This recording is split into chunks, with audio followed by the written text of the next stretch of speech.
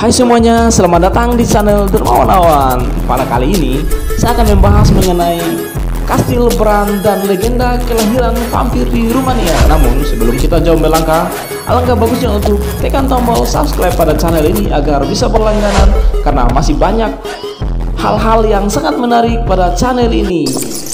Rumania merupakan salah satu negara di Eropa Timur yang diselimuti banyak legenda dan mitos menarik.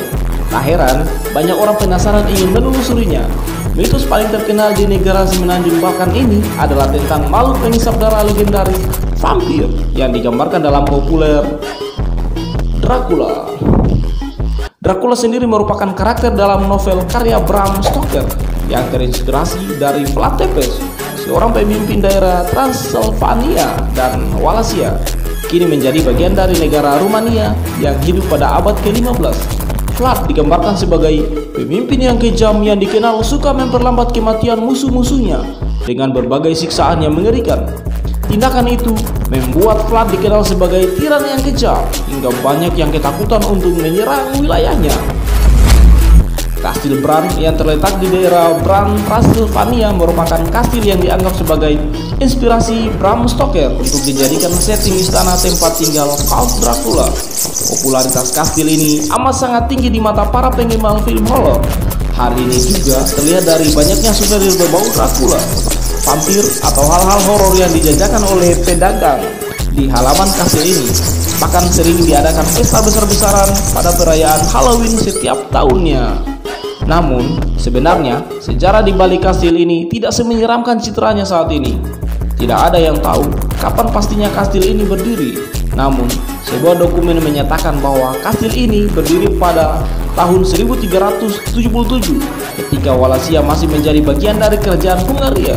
Tujuan dibangunnya kastil ini adalah sebagai garda pertahanan kerajaan Hungaria dalam menghadapi serangan-serangan musuh, salah satunya kerajaan Ottoman yang menyerang Hungaria pada abad ke-15. Pada tahun 1920, daerah Transilvania berpindah tangan dari Hungaria ke Rumania yang saat itu berbentuk kerajaan.